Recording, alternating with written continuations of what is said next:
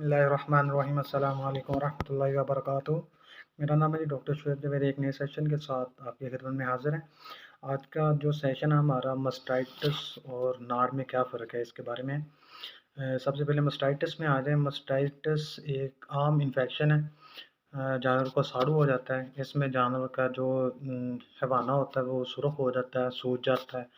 इसके अलावा बाज़ औक़ात जानवर के थनों में से खून आना शुरू हो जाता है और छिद्दियाँ भी साथ में आती हैं। इसके अलावा अगर जानवर का जो हैवाना है, अगर आप हाथ की ये वाली साइड जो है वो उल्टा हाथ उसको जानवर के जो हैवाना है उसको लगाएं तो वो आपको गर्म महसूस होगा।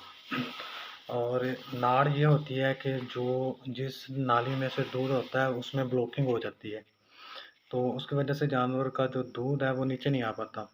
ये आप फाइब्रोसिस ऑफ टीथ कैनाल भी कहते हैं। और यहाँ पर मैंने अमूमी जो इसका ट्रीटमेंट है वो फेल होते देखा है। यानी कि आप ये कह लें कि इसका इलाज जो है वो नामुमकिन है। इसका जो ट्रीटमेंट वो नहीं होता। हमने भी बहुत ज़्यादा कोशिश की है इसके बारे में, मगर अभी तक मैंने जितने भी केस देखे हैं उनमें से कोई रिकवरी नहीं आती। इसके अलावा आप मस्टाइटिस का जो ट्रीटमेंट है उसमें आप अमोक्सिसिलिन जो साल्ट है वो लगा सकते हैं। इसमें आपके पास स्टार लैबोरेटरी के भी इंजेक्शन अवेलेबल हैं, अल्मोक्सेले, इसके अलावा पीपीएस-एलए है।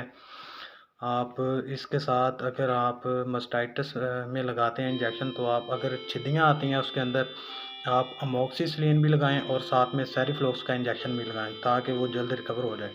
इसके अलावा आप साथ में इनको जो है लॉक्सन का इंजेक्शन लगाएं, सेलमोर कंपनी का अवेलेबल है। इसके अलावा और दूसरी कंपनी का भी फ्लोनिक्सन मैक्लोमिन इसके अंदर साल्ट है, कोई भी लगा सकते हैं आप। जिस कंपनी का भी मिले, सेलमोर का मिल जाए, स्टार का मिल जाए या फिर और गाजी का मिल जाए, किसी कंपनी का भी हो, फ्लोनिक्सन मैग्लोमिन लॉक्सन का फार्मूला है, ठीक है, जो साल्ट है इसके अंदर।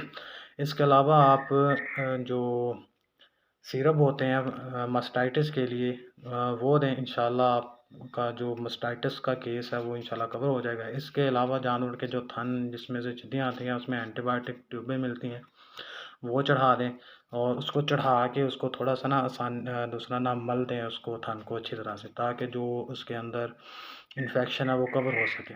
इसके अलावा अगर आपको इसके हवाले से मस्टाइटिस और नाड़ के हवाले से अगर कोई सवाल है आपका, तो उसके बारे में आप मुझे कमेंट सेक्शन में बता सकते हैं और मैं इंशाल्लाह आपको उस सवाल का जो जवाब है वो लाजमी दे दूँगा।